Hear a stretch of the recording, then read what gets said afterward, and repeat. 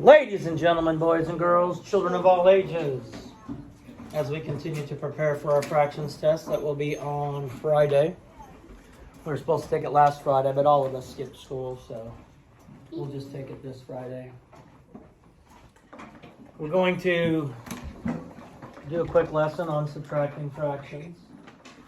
Now, when we're adding and subtracting fractions, Connor, we need to have what to begin with? Take out the big main number, like 63 minus 19. Well, no. Let's look at the fraction part. What do we have to have?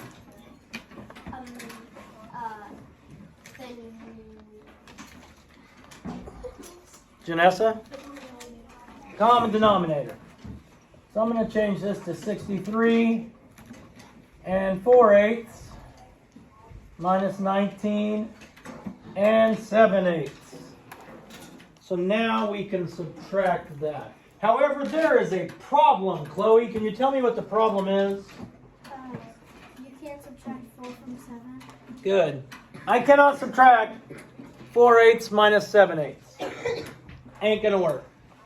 So I'm going to have to regroup, just like when you're doing whole numbers or doing decimals.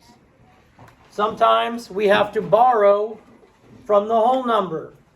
So instead of 63, this is going to be 62. But I need to add something to the fraction that equals 1.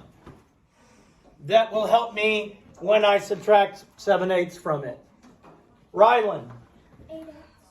8/8. And please tell me why you picked 8/8. Because the denominator is 8. Good. It's easier to add 4/8 plus 8/8 because then the denominators are the same.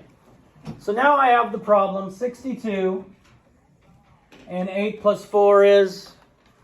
Wait, Yes. I got a question. So, where did the other 4 go? Because I added 8 plus 4.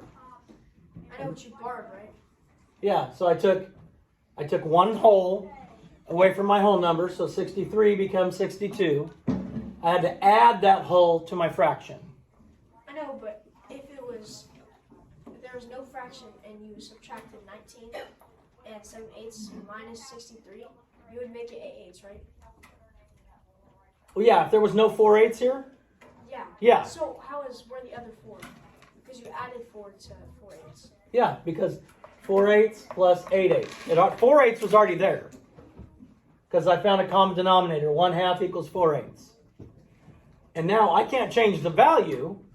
So 62 and 12/8 equals 63 and a half, or 63 and 4/8.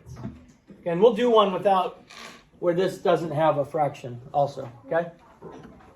Now I can subtract. I have 62 and 12/8 minus 19 and 7/8. Destiny, 12/8 minus 7/8.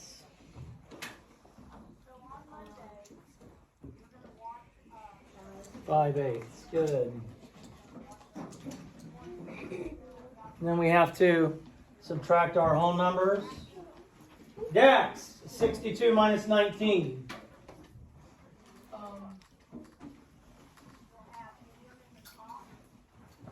Let me show you a little trick I learned from my friend Howie Hua on Twitter. Howie Hua is a big math guy, and so he showed me this little trick. If I have 62 minus 19, it's just asking how far apart 62 and 19 are, right? Yeah.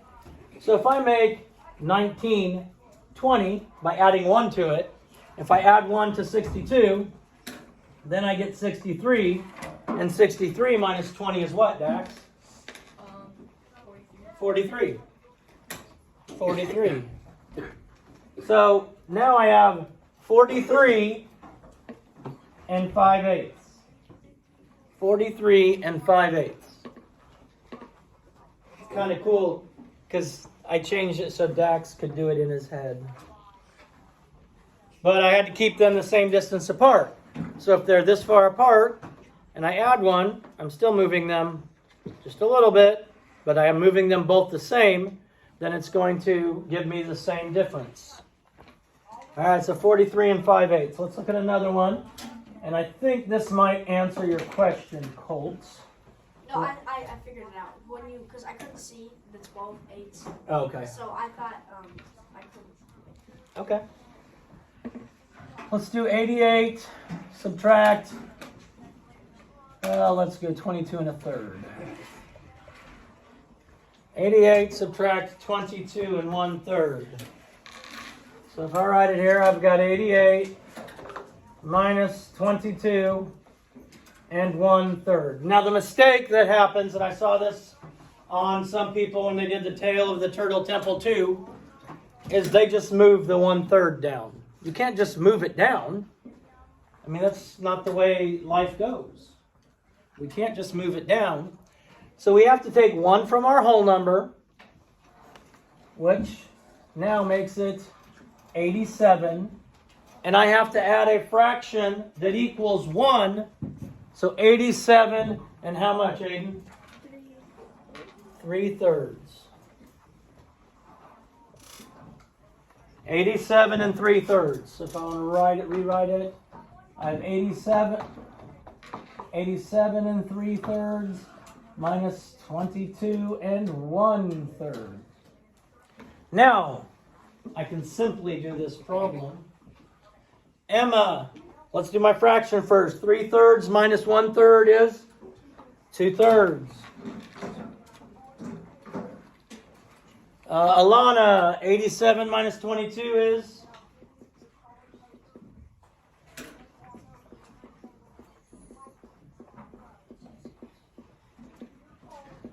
7 minus 2 is 66.